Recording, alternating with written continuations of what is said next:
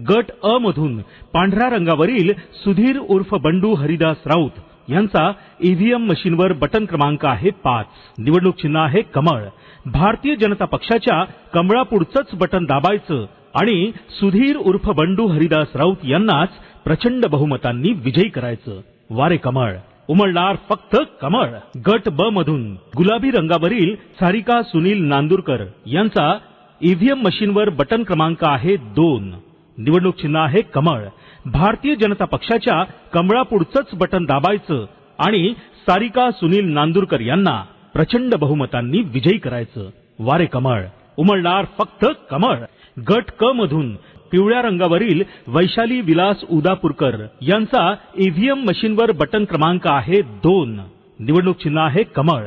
भारतीय जनता पक्षाच्या कमळापुढचंच बटन दाबायचं आणि वैशाली विलास उदापूरकर यांना प्रचंड बहुमतांनी विजयी करायचं. वारे कमळ, उमलणार फक्त कमळ. गट ड मधून निळ्या रंगावरील सचिन प्रकाशराव नाईक यांचा ईव्हीएम मशीनवर बटन क्रमांक आहे 5. निवडणूक चिन्ह आहे कमळ. भारतीय जनता पक्षाच्या कमळापुढचंच बटन दाबायचं आणि सचिन प्रकाशराव नाईक यांना प्रचंड बहुमतांनी विजयी करायचं. वारे कमळ, उमलणार फक्त कमळ.